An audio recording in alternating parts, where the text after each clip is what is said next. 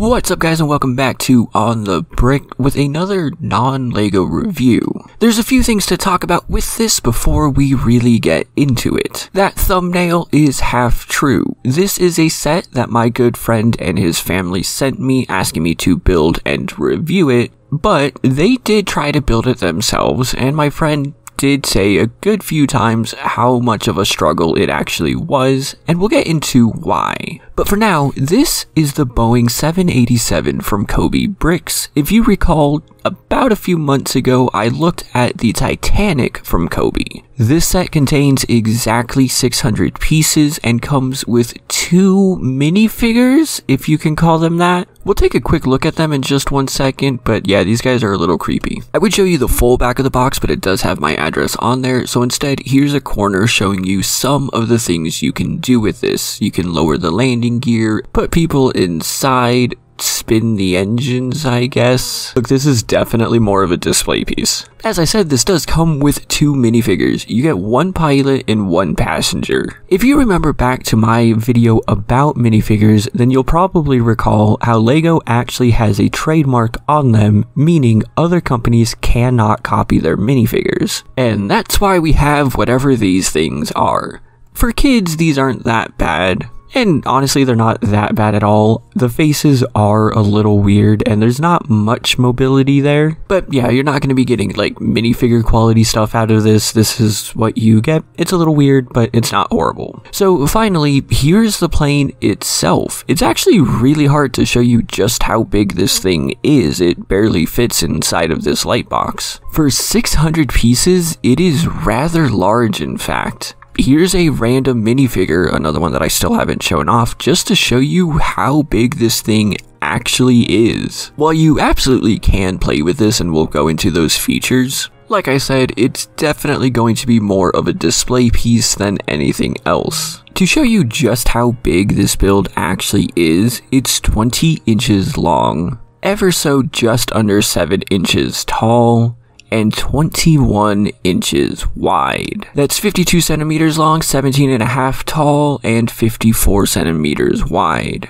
I know some people tend to have concerns about non-LEGO companies and their clutch power, but I can assure you that this is one incredibly sturdy plane. In fact, the problem that I tend to have with Cobi is not the pieces holding together, but actually getting them apart. Even the wings are actually built to be quite incredibly strong and you're not going to have any issues with them. In fact, the one problem area, quote unquote, that I had was the landing gear, as you're supposed to be able to move this thing forward, but it kind of locks into place. Okay, it's designed like that. It's meant so that when it's like sitting on the ground on the wheels, it doesn't accidentally collapse and cause the plane to fall. But also, and slightly more importantly, these are the weakest parts of this entire plane, as they very easily fall off when you're trying to move them. See, what you're supposed to do is with this little curved part here, you're supposed to squeeze it in and then you can lift the landing gear. However, like I said, even doing that, pieces are still gonna fall off. But this is literally the only part of the build where that will happen. So if you're just gonna have this sitting on a shelf on display, you don't even need to worry about it. But as you can see here, there are some hinges because this whole cabin area does actually open up.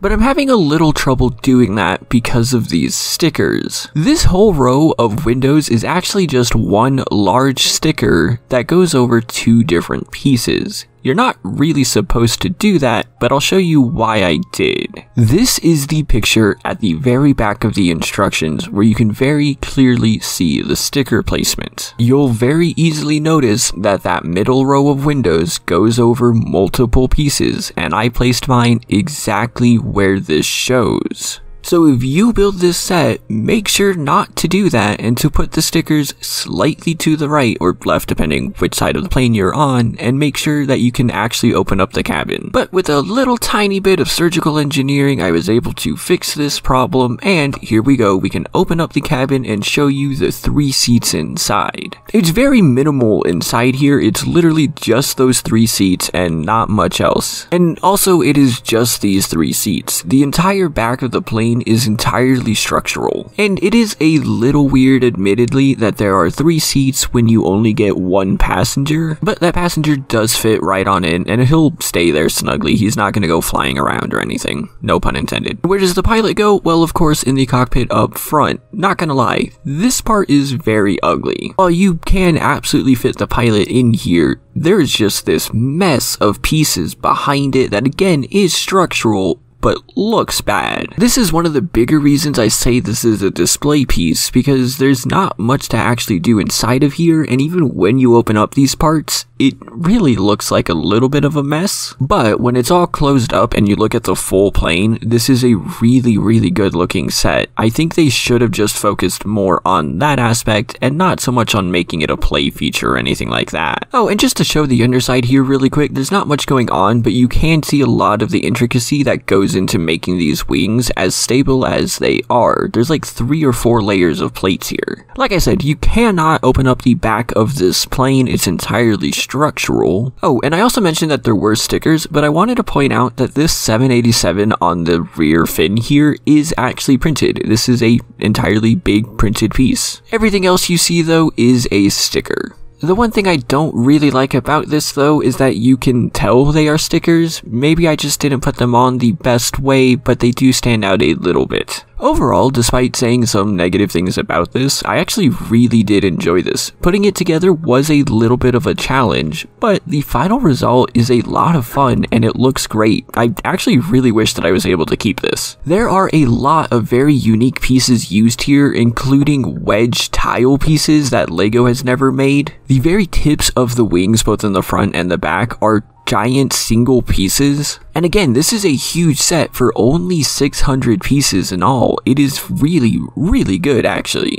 But just like the Titanic, if you have grown up or have any experience building with LEGO instructions, these instructions are gonna be a little weird, and I wouldn't be surprised if you get a little flustered. For instance, take this step, which even confused me. In step 46, you build with these dark blue pieces, and then in step 47, you can also see that there are some dark blue pieces. Your LEGO mind is gonna tell you that the dark blue in step 47 is what you just built in step 46, and then you're gonna try to find some white pieces that don't exist. But in reality, Cobi always grays out the previous steps, so that white area is what you just built in step 46, and now you need more dark blue pieces to build step 47. It's extremely straightforward once you recognize that and can see what you're supposed to do, but it is a little more confusing than it needs to be. I get graying out the pieces is supposed to help point out the newer ones that you're supposed to put in, but it really does make things a little more challenging. And so that is why my friend and his family had some trouble putting this together. Not because this is like a super challenging or impossible build, it's not, but there are some weird and interesting techniques used, and the instructions really don't help with that.